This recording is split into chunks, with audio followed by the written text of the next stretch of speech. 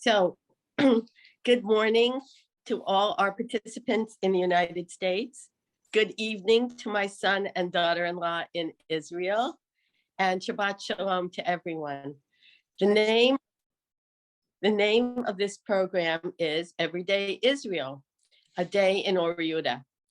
We will take a tour around town and see what daily life is like in a small suburb of Tel Aviv. It's a 1-hour class ending at 11 a.m. My name is Poster, and my pronouns are she, her. The presenters are my wonderful son and daughter-in-law, Jason and Galit Poster, who live in Or Yehuda, and our tech angel today is Susan Bear.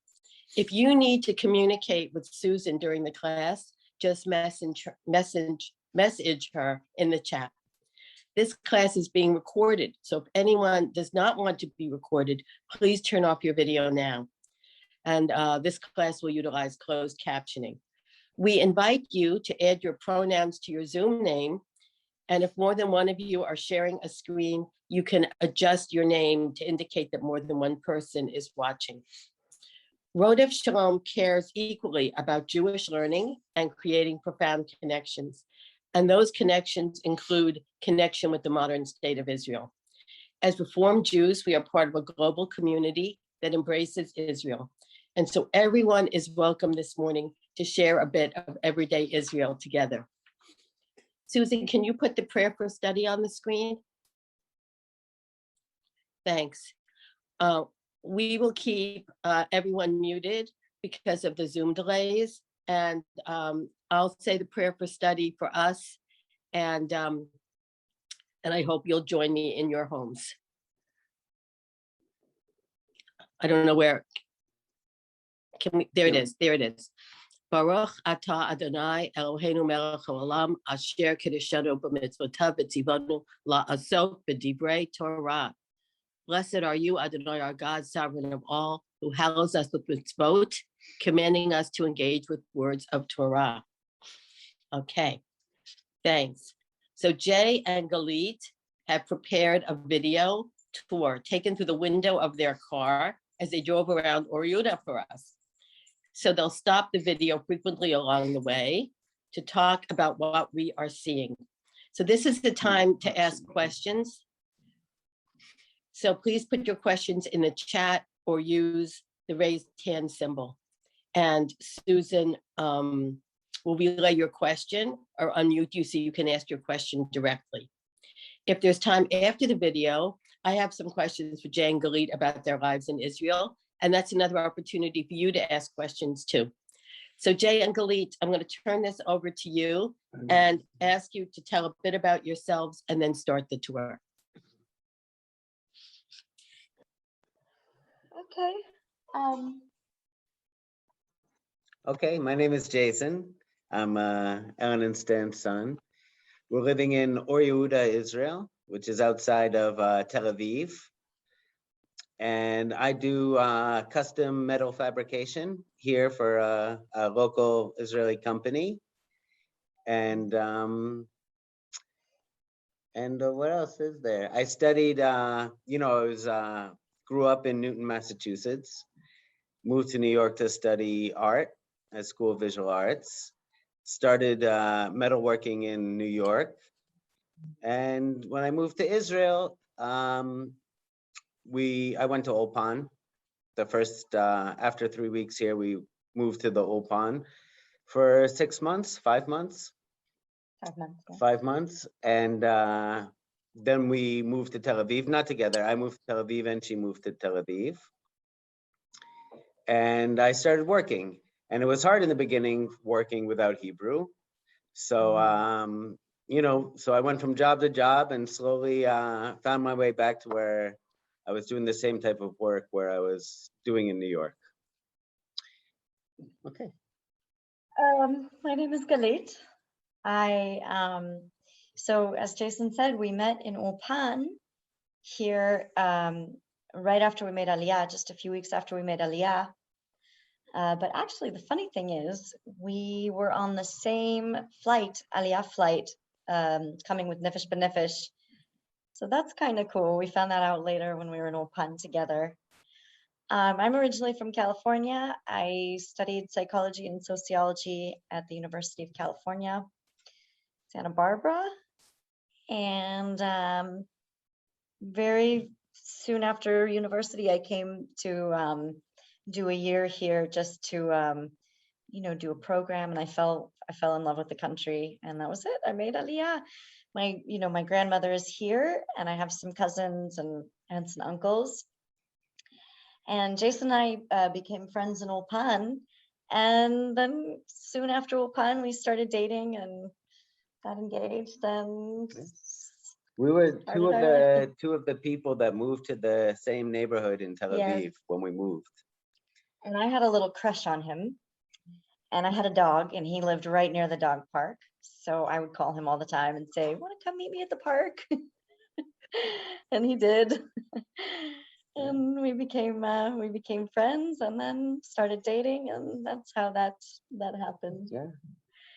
Actually, we just moved to Or Yehuda recently. Until now, we'd been living in Tel Aviv, and then at a moshav Ben Shemen, which is like it's farming like village. exactly like a farming village. Everyone who lives there has like acres of land, and they're growing something. It's a little remote, but they're very beautiful. I mean, there are many moshavs around Israel, and they're usually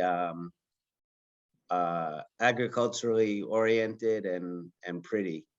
Yeah, it's a very But they're quiet. beautiful place to live, but a very boring place to live as well.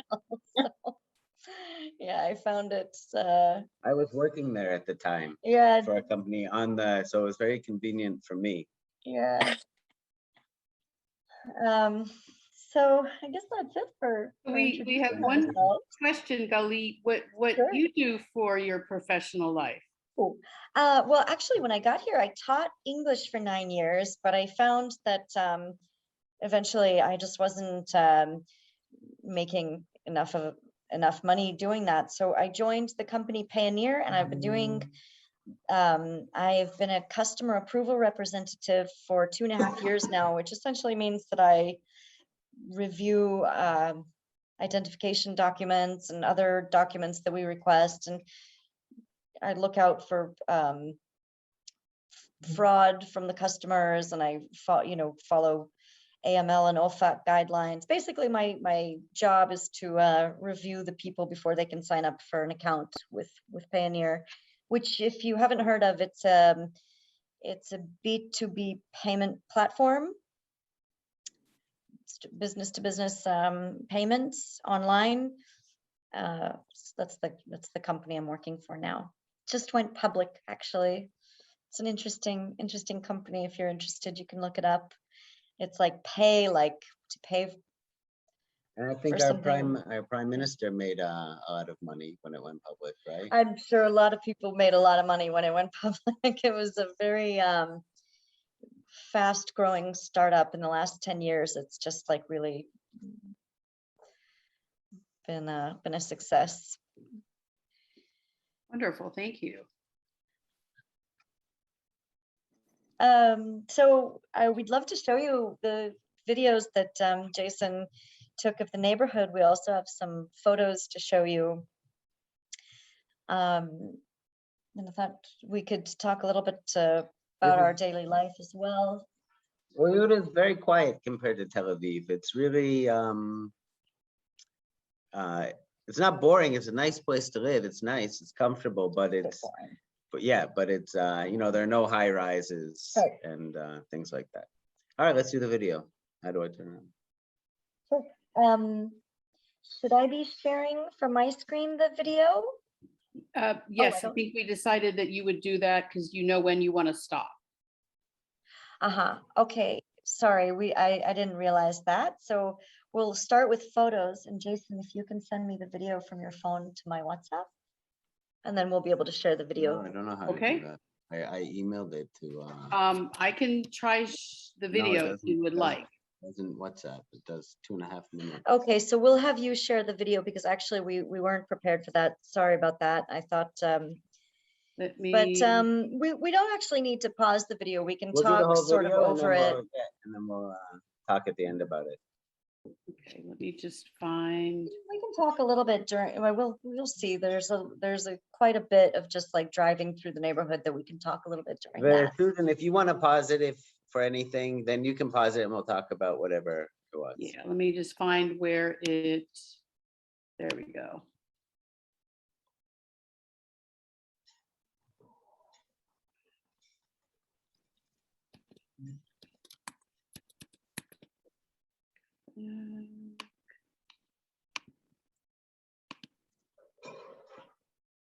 See how this works.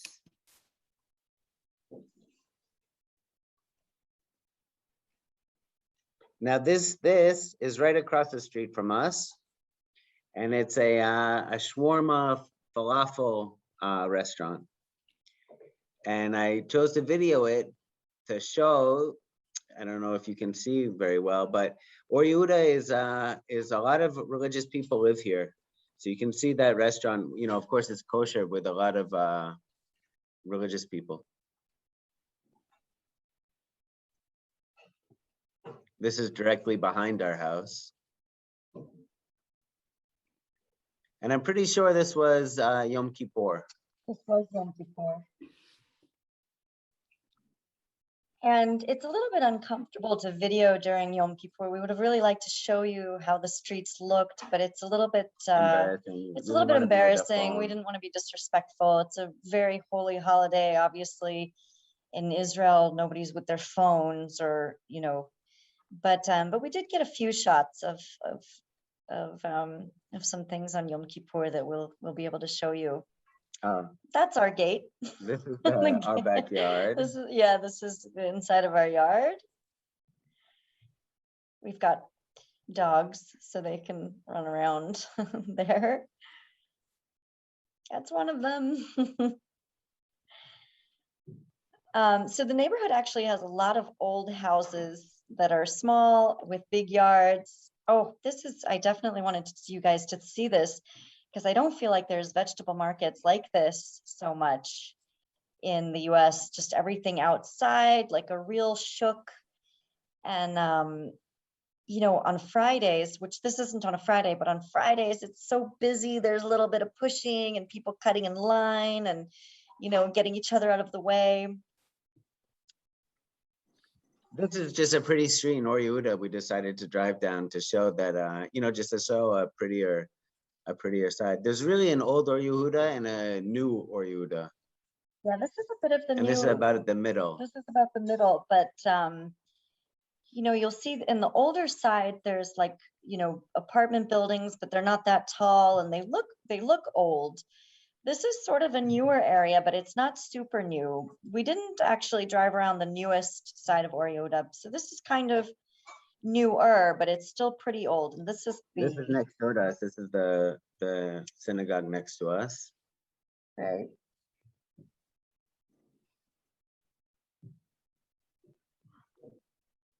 This is what our street looks like.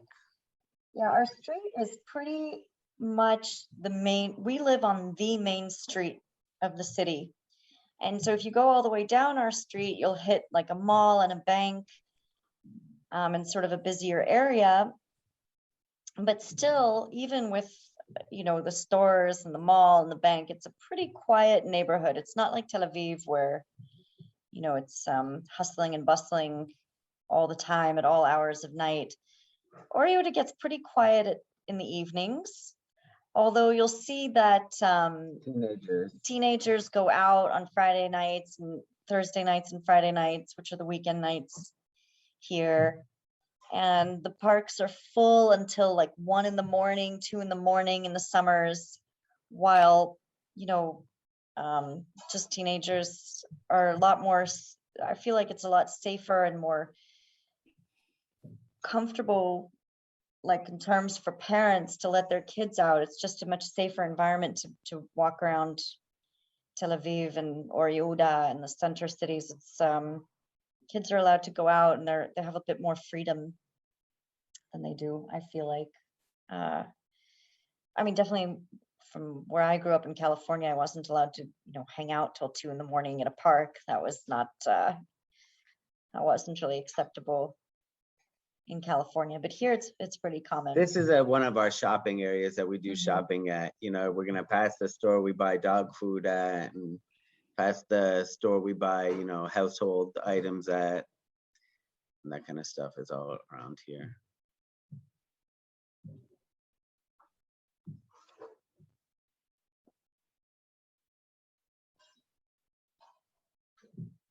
So going shopping on Friday is like a little bit of a fight. It's very busy. It's very And very busy pushy. and very pushy. I'd love for Jason to tell the story of the first time he tried to get on a bus Yeah. here in Israel. He didn't make it. Is the long story short. Just you know, but as pushy and aggressive as people can be here, they are also that much warm and kind and helpful and friendly to especially to tourists. They love tourists. They want to show you everything. They want to help you with everything. You know, it's They always want to speak English. they whatever always want to English they speak have. English. They hear our accents and right away start speaking to us, you know, in these heavy, thick accents just to practice.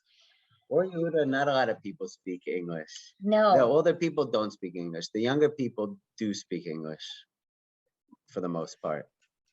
yeah, that's absolutely true. People told me when when I was making Aliyah, you can have no problem. Everybody speaks English, but that wasn't my experience at all. In my profession, not a lot of people speak English, actually, and that was challenging in the beginning. These are some of the older apartment buildings that are very typical in Or Yehuda. You see the Israeli flag hanging and also laundry hanging from the Mhm. from the windows, which I don't remember seeing so much in California, but not so common in Tel Aviv either. But in Or Yehuda, it's a regular thing to see. And,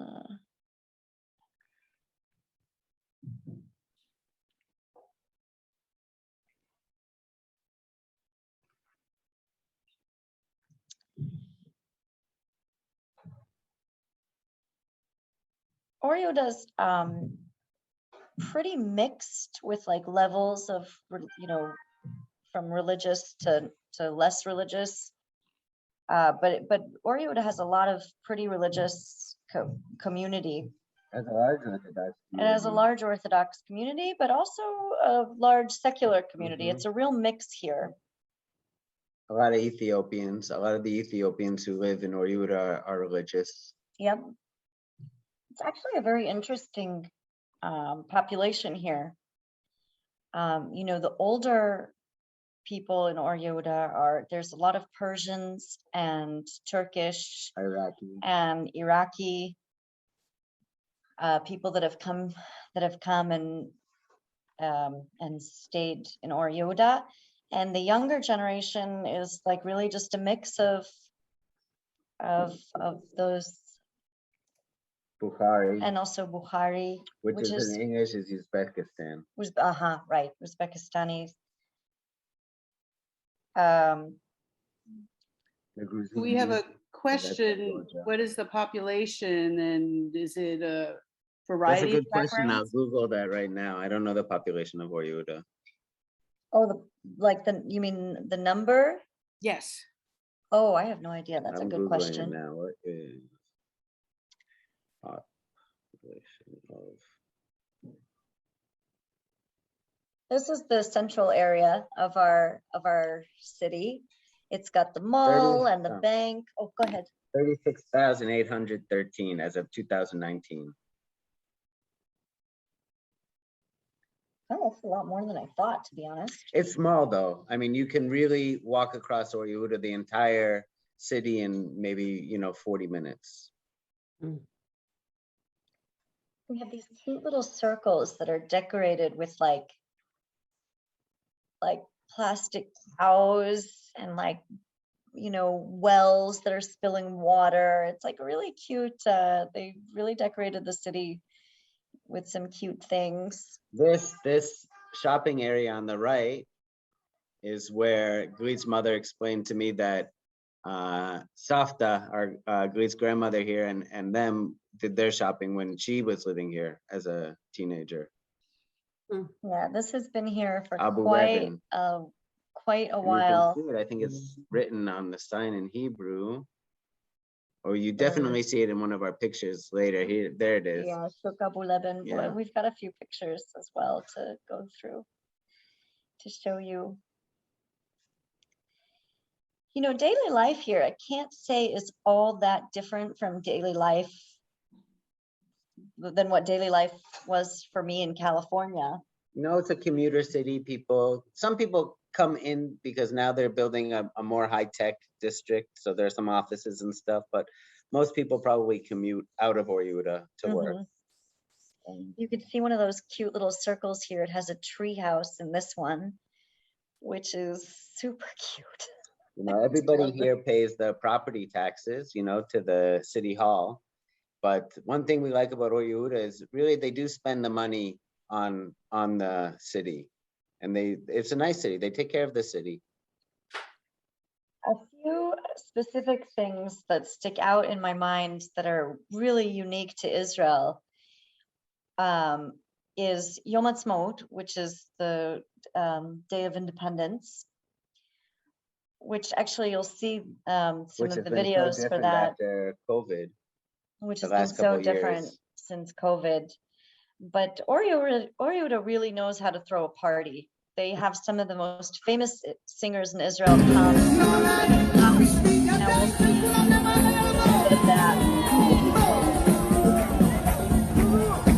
Yeah, the band only started around 11. Did 10 you or want 11. the sound? Yeah, sure. This was not this year.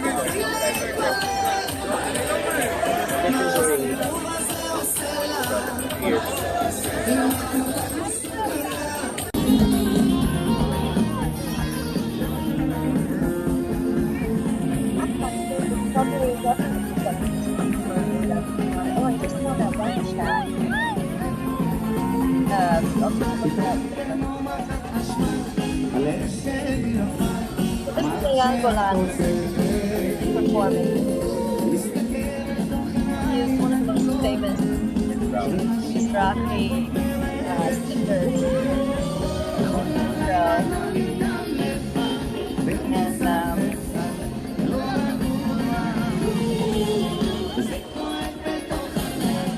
And my favorite Israeli dance move that this guy is showing us here.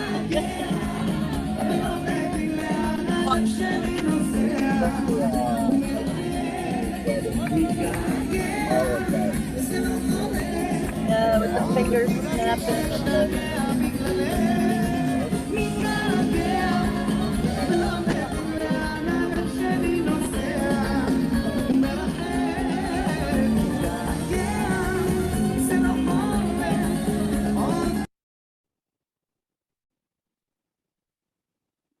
and this is Yom Kippur, the few videos that I was really hesitant to take because I really didn't want people seeing us. There's no cars, there's kids biking, there's people walking.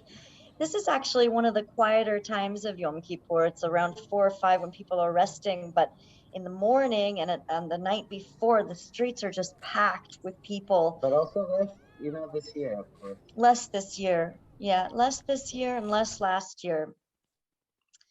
This is another vegetable shuk. This is Shuk Gadol, which means the big market. I think that's just about the end of the video, if I'm not mistaken. I think it's the last bit. Just a few more seconds. And where this market is, also we have like our super farm and our home center and our Machzanei Chashmal, which is an electrical appliance store.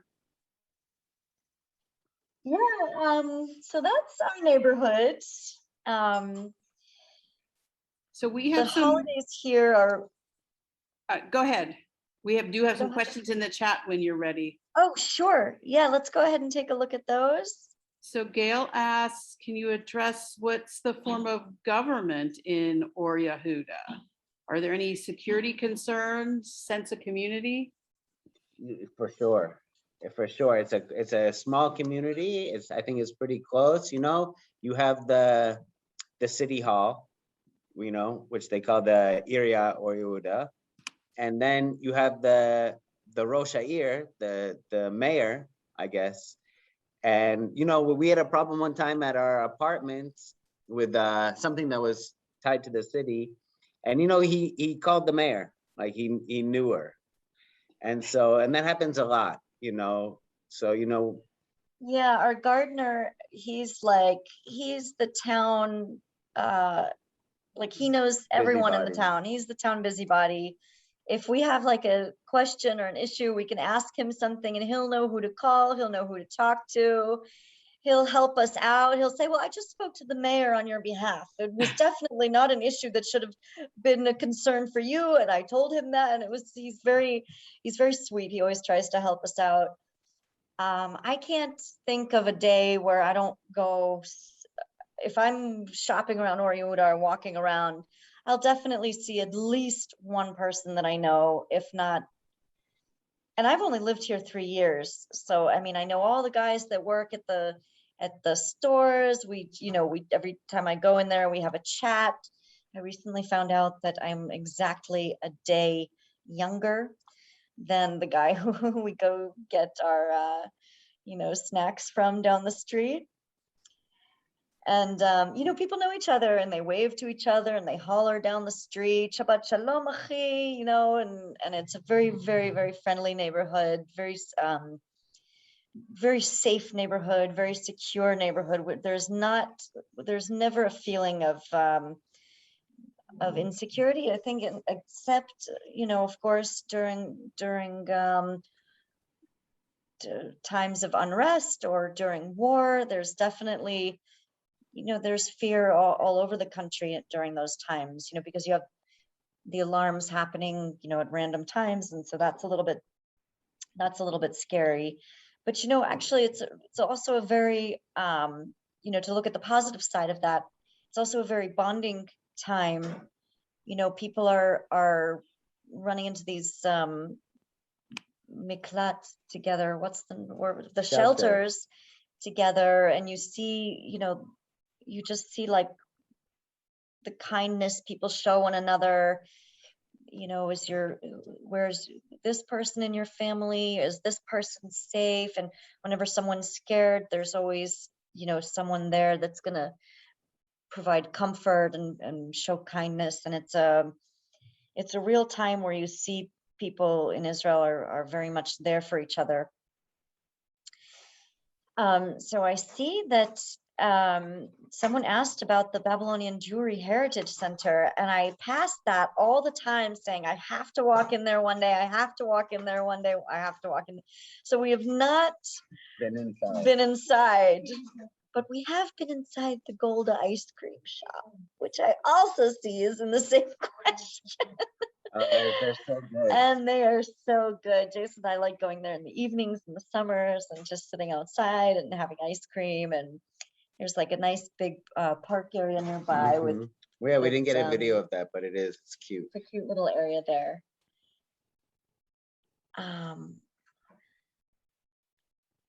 Not really Arab or Christian. So there's no Arab or Christian neighborhoods that I know of here in Or Yehuda, but the population is a mix of Jewish from all so many different countries, and also so many different levels of I shouldn't say levels, but just different culture and different religion and different the cultures are so mixed here. It's just such a unique population here. Oh, that's typical for Israel also. That's typical for Israel also. You'll have Russian and Ethiopian and Iraqi and Americans all in the same store or whatever. There aren't so many Americans in Or Yehuda. We may be Americans the only don't ones. come to Or Yehuda in particular of all the cities. You know, a very popular American communities can be found in Ra'anana, in Jerusalem, in Herzliya. But here in Or Yehuda, I think we might be. The only Americans. That's possible. That's possible. It's a very traditional community. You know, there's more traditional community here. And it's a little bit it's a bit old fashioned in many ways. We literally came to be close to my grandma and found that we quite like it. I mean, it was an added bonus that we like it. I do see there was a question about the subway. I don't know if a subway is going to reach Or Yehuda, oh, my mom is nodding from the background. Yes, it will. Do you know when that's expected, Mom? Oh, she said they already started building it. That's news to me. But the I was public not aware. transportation in Israel, and especially the Tel Aviv center area, is extremely good. It really is. Yeah, the trains are and excellent, buses and the buses are excellent. I mean, you can get anywhere by bus I here. think at least the first 5-6 years we lived here, we didn't have a car, and everything was by bus and train, even longer. I'm going to pull Ellen back in. I know she's got some questions, and I picked right when she was taking something to drink there, but I know she's got some questions prepared to ask, and I think that'd be interesting if you go ahead and unmute yourself, Ellen. Can I, should we do that first, or do you guys want to see a few pictures that I had? Just a couple of last pictures that I think are unique to Israel.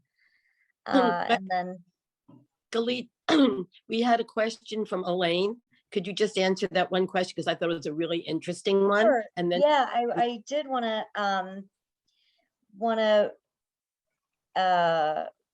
How did your answer that family as come to well. settle in Israel? You know, my mother and her family made Aliyah. My grandmother and grandfather, they were in their 40s. It was 1970, my mom is telling me. My mom was 14 or 15 years old.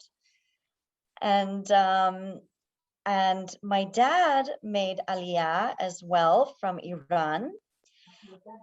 And he, oh, I'm sorry. He didn't actually make Aliyah. He came as a student from Iran, and him and my mom met at a boarding school where they actually first my father and my uncle were friends, and then my dad met his friend's younger sister, who was, you know, my cute mom. And actually, funny enough, they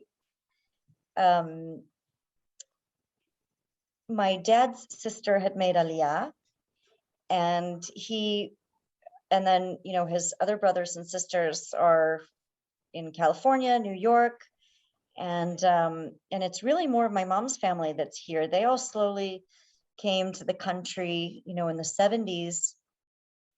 Really since the 70s, 80s.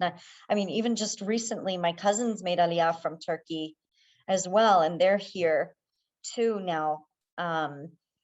So there's a lot of family on my mom's side that's here, cousins, my mom's cousins. And they have a lot of and Turkish they have a lot friends. of Turkish friends and family that made Aliyah.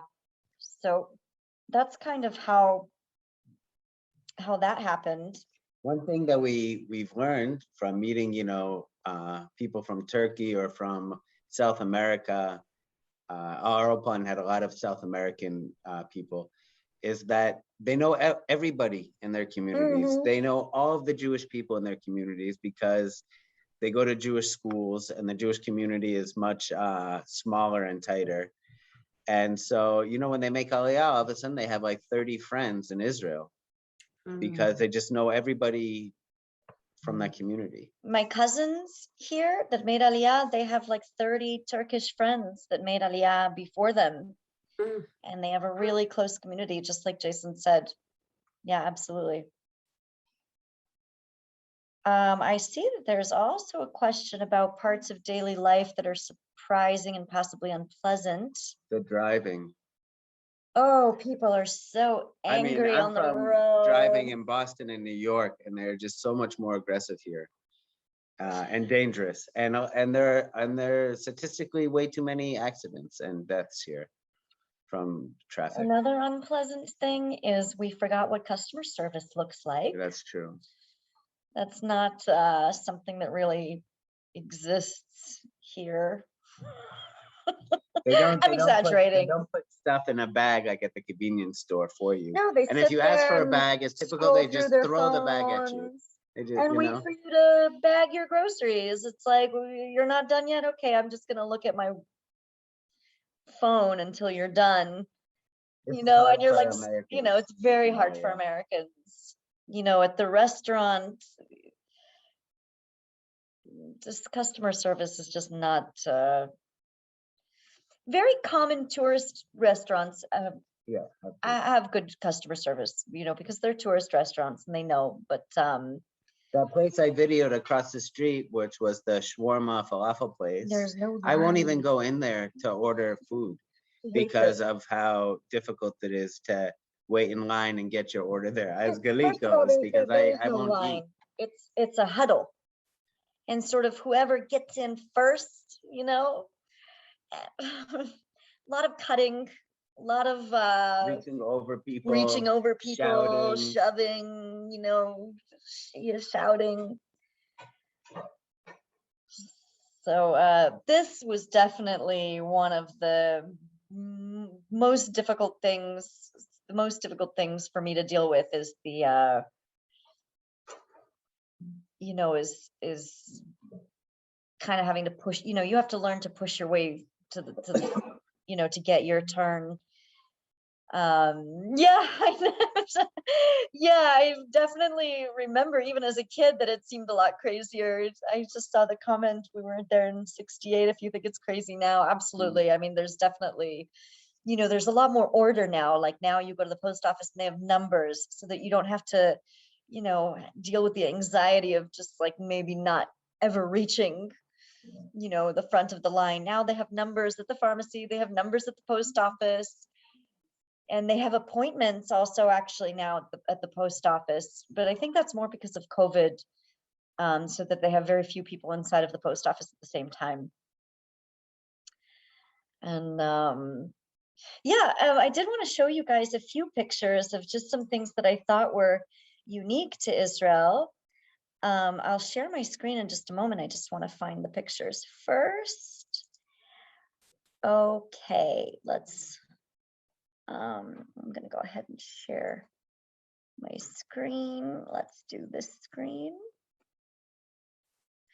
Okay, this is a picture at the synagogue at the end of Yom Kippur. And you can see here that there are families huddled together sort of under the talit.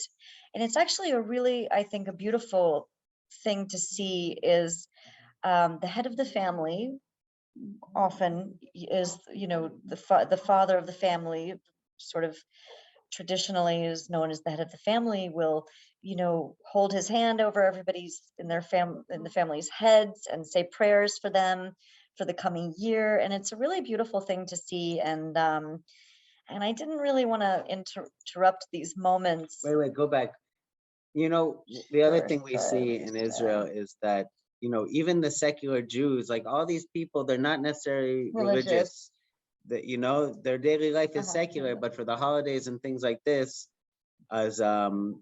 because there are really only Orthodox synagogues. I mean, there are Reformed synagogues and everything, of course, my sister have shown us and all of this, but typically what you see in your neighborhood is they're all Orthodox, and everyone goes to them, even the secular, even us, or if we wanted to.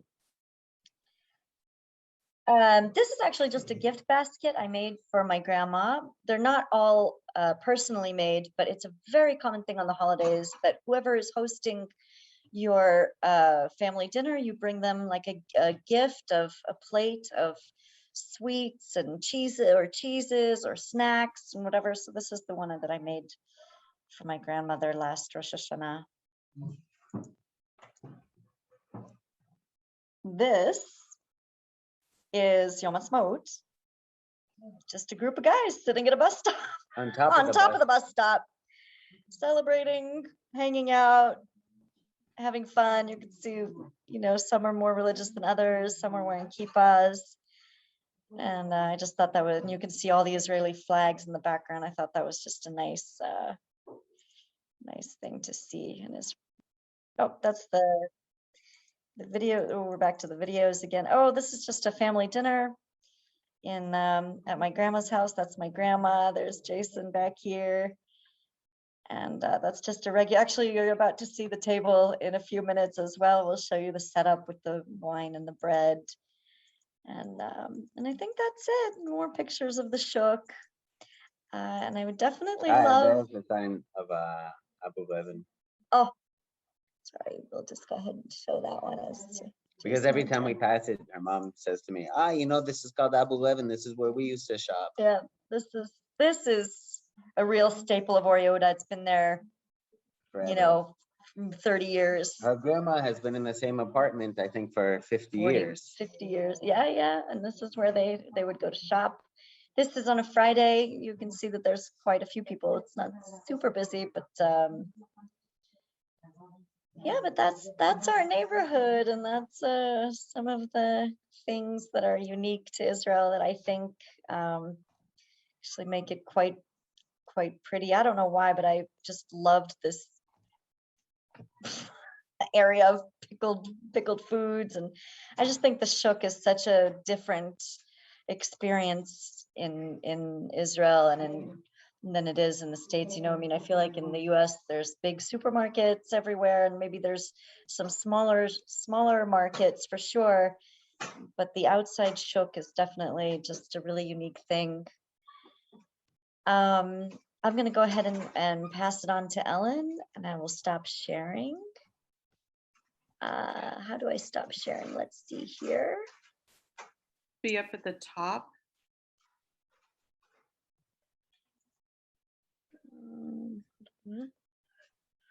I'm not sure. Do I just re-click it? The top of the screen. The top of the screen should say stop share. If not, I can share something that'll kick you off probably. It said there's stopping video, but there's no stop share. Sorry, I'm going to while share, which will kick you off. Okay, let's do that. That'll be better. There we go. Thank you. Sorry about that. I forgot how to navigate Zoom. This is actually my first time on Zoom. I've used it a few times for work, but usually we are working with Microsoft Teams, so I'm more familiar with that. Well, that was an incredible tour, and I'm so grateful to both of you for that. I think I love you. I think it's a side of Israel that if you just went on a tour that maybe you would never get to see. So you talk a little bit about things that are challenging about Israel, but you made Aliyah 13 years ago and you're still in Israel. So could you tell us some things that you love about being in Israel? I think, well, for me, I know Galit also, because we've talked about it, we both feel very free here.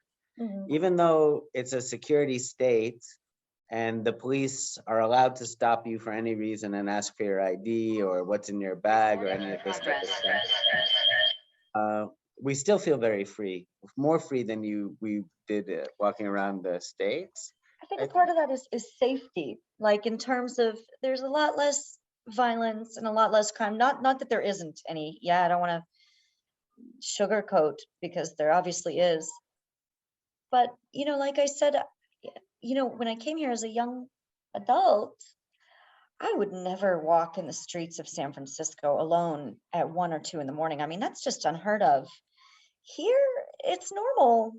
I walked around Tel Aviv at 2 in the morning, coming home 3 in the morning. I felt safe. I felt comfortable. I feel like people here have got your back. I remember there was a situation on a bus where people were leaving the bus, and the bus doors closed, and it closed on her shirt or on her bag or something, And, I feel like if that happened when I went to the US, I feel like everyone sort of would just be standing and staring in shock and not knowing what to do. And here you have half the bus running to help the woman and half the bus running to the bus driver to make sure that he stops and knows what's going on. And it's just a very strong feeling of community and caring for each other. I feel like that's such a big thing. Oh my gosh. And there was one particular situation which is not normal. I'm going to tell you this. One time. This has only happened one time in Israel's history, probably. I was on a bus and I really had to pee. I mean, I really had to go and I didn't want to get off the bus and I'm standing there. The bus driver literally stopped and said, there's a restroom in that restaurant right there. You go and you come back. And I ran out the bus and I came back on the bus. And it's just, I mean, that's not common here either, but that's just an example of really just people looking out for each other. It's very typical that if you're just like, a few feet away from the bus doors, when the bus arrives, they'll close the doors and they'll go. You have to be exactly at the bus station.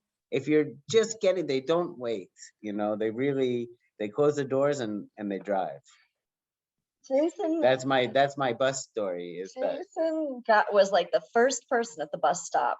This was and the bus first 3 weeks came. I was ever in Israel when I was visiting my brother before Ulpan. And I wanted to go to Jerusalem. And I waited for the bus. So yeah, like she said, I was the first one there. People slowly came to the bus stop, and it was finally a big crowd waiting for the bus. The bus arrives. Everyone starts to push the way on the bus and pay and pay and pay. Old women are pushing me. Everyone is pushing. And then the bus doors close and the bus drives off. Did not make it and I didn't get on the bus. onto the bus. So there's no room for politeness when getting on the bus. Yeah, there's no room for politeness when getting on the bus. The funny thing is that if you point out someone's rudeness, I mean, you can see definitely that people feel a little bit ashamed when you point it out and say, like I am in line and I was here waiting. So for you to, and they just, it's just a culturally natural thing to do is just move your way to the front and pay, like just not even thinking or seeing other people around you, or if you're, That's not something we love about it. It's not something we love about Israel, but you get a little bit used to it. You get a little bit used to it. Sometimes it definitely kind of gets on your nerves, but. Okay. So I have another question, and that is, when you're in, I remember when Jay was living with us, who was growing up, so it would be a Jewish holiday, we would go to synagogue, or if it was Passover, we'd have a Seder.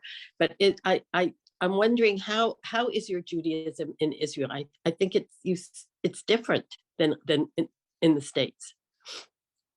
Yeah, I don't. I definitely did more Judaism stuff growing up in terms of going to synagogue and all that stuff. Mm-hmm. But I feel more connected to the holidays, even though now, because even Hanukkah, it's a national holiday and the menorah is everywhere and everyone talks about it. Or for sure for Rosh Hashanah and Yom Kippur, you get the days off and, nobody is working. And so I feel more connected to them. But I almost don't do anything except for Shabbat.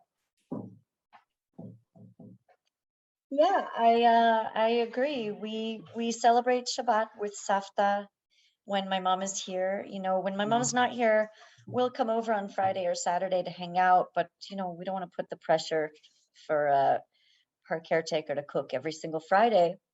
But we do come visit her for Rosh Hashanah. We have holidays with Savta. For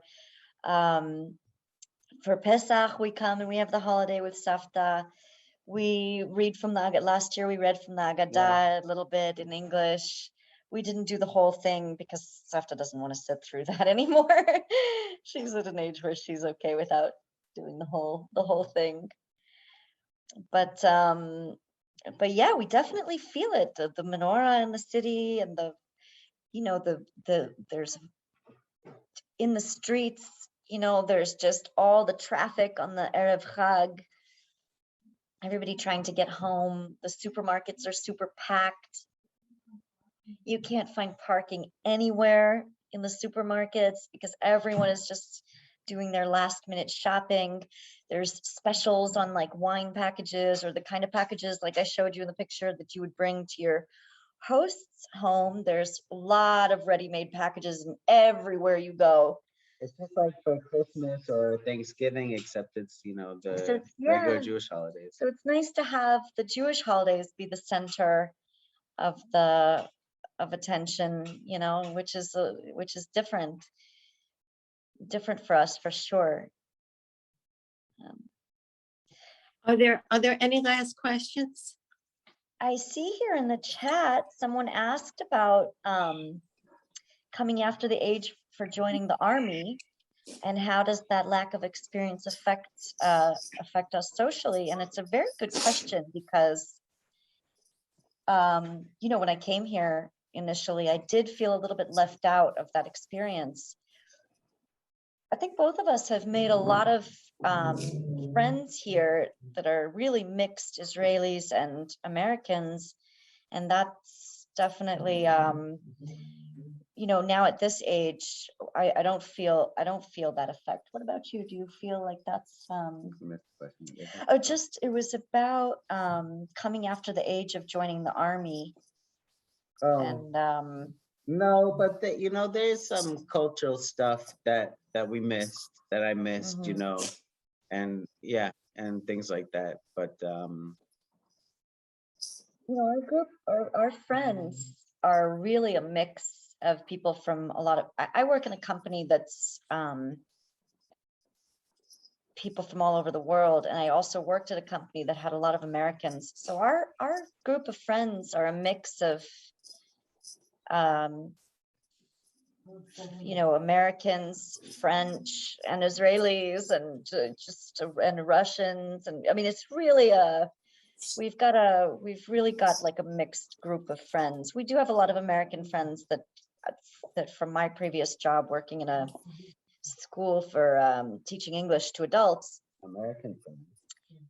Yeah, Miriam, Noah. Yeah. I have a But a lot of question. Israeli friends as well. Sure, please. I tried to put it in the chat, but I lost the connection. I'm walking on the way to the dentist, sorry. But I was curious, like when you talked about pushing and shoving, getting on the bus, how do disabled people manage in Israel? Is there any consideration? People help them. People help them. They Okay. First of all, the buses are all like appropriate for disabled. No, you're saying Okay. no, it's not true? He's saying no, it wasn't his experience. That wasn't your experience? I can just tell you that I'll never forget these two women who were easily in their 90s. One got on the bus. She was sitting on the aisle seat and the window seat was empty. And the next woman came on and told her to move over because she wanted to sit on the aisle, and the woman wouldn't move. So the first woman hit her with a cane. And then the two of them got off the bus. They got off the bus. I have photographs. The women got off the bus, and so did the driver. And they were having a whole fight outside the bus, and a whole mob. I had to get off the bus and get another bus because the whole bus stopped. So this is an example of, sort of the pushy aggressiveness side of Israelis, but really, We've seen other people be nicer. We've seen other people be a bit nicer. Yeah, we've seen people helping the elderly and helping disabled. Unfortunately, clearly, it's not always like that. And, Can I ask a question? I just had to share this story, but I just want to say one other quick thing. My favorite souvenir from all the times I've been there is a sign from the Bank Leumi branch that said the bank will be closed for Purim. And I still have that sign. It's just a wonderful memory.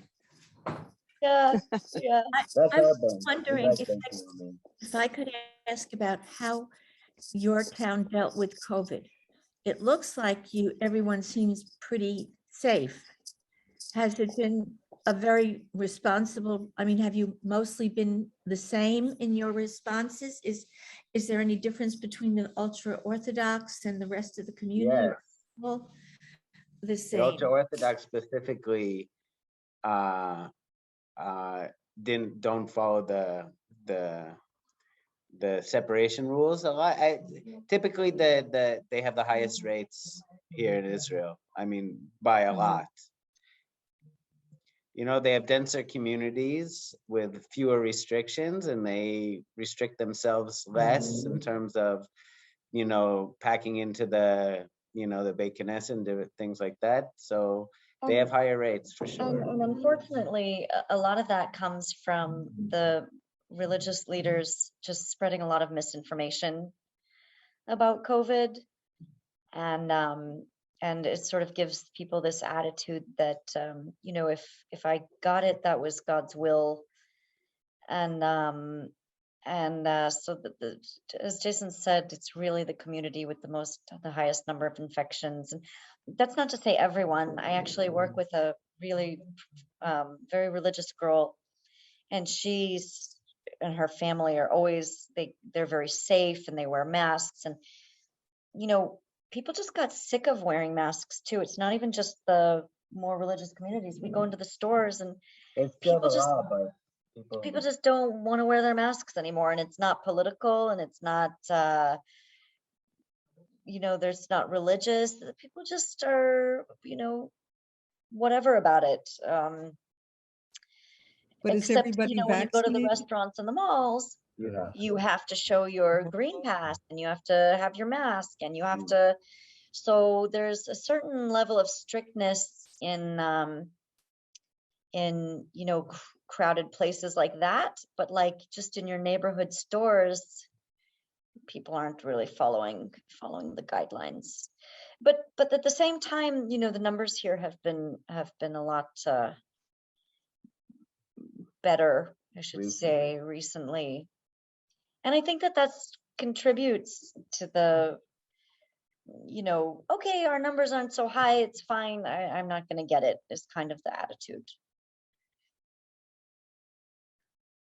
I'm getting the high from our tech angel that it's almost time to wrap up. And so I see that, yes. are actually at Galit's grandma's house for Shabbat. And was showing you what Shabbat. I just want to introduce you quickly to my grandmother. Savta tagidi shalom. Shabbat shalom. Shabbat shalom. Shabbat shalom. Oh, Yeah, and I'll just take you straight to the table. My mom's very camera shy. You might need to turn off the background blurring for us to see the table. Yes, that is definitely remove all spotlights. Is that? No, you've got to go to your background. Sorry, I'm just not so familiar. Let me see. Zoom, give me just a couple seconds. If it's somewhere in that virtual background, when you click the three dots, however you turn that on. Okay, I'm in full screen. So, what would happen if you just tried to show the table? Let's try. See what we can see. Let's see here. Oh, I can see that you can only see the wine. Oh, geez, I don't know how to do that. Well, everything else was perfect. No, 6 o'clock. It's Don't work. probably at the bar at the bottom where it says stop video, you can select your filter there. Or the video setting. Oh, choose virtual background. None. Aha. Yeah. Oh, perfect. Go, Susan. Thank you so much. Wow. Okay. So here we go. Because we want to see Israeli Shabbat. Our Shabbat table. This cloth here is covering the challah bread. made Beautiful. by Safta. And we've got a few of the things that we're gonna munch on, but there's more to come. And we have our Shabbat wine, and there's the candles, if you can see. Thank you so much. And we're ready for Shabbat. Wait, I have to put us in. Shabbat, Yeah, um, thank you guys so much for listening and taking a tour, a little bit of our daily life. It's really an honor to be asked to do this, Ellen. Thank you so much for having Yeah. us. Thank you, thank you. Thank you, and it's so nice to meet you. Toda rabah. Now I've Yeah, seen thank Ellen you so before. much. Well, This was thank you great. so much. We got Shabbat to shalom. Shalom. Kids. Shabbat shalom. Shabbat Shabbat shalom. shalom. It was Bye. shalom. Shalom. Thank you. Shabbat Thank you, shalom, Ellen. everybody. Thanks, Jason.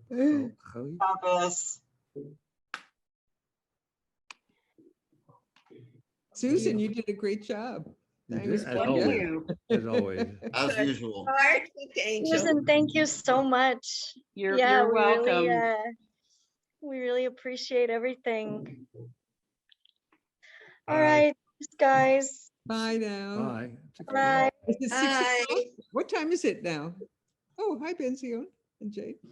Oh, for us, Six. it's 6 p.m. So Okay, well, So Shabbat. definitely a it's bit Shabbat early there. for Safta. Yeah, it's already Shabbat here, but it's not such a religious home. I mean, like, we're not like strict with videos and phones and stuff on Shabbat. We're How about okay. your grandfather was? My grandfather was very strict with it. My grandmother now, but he drove on Yom Shabbat, so maybe not. Oh, okay.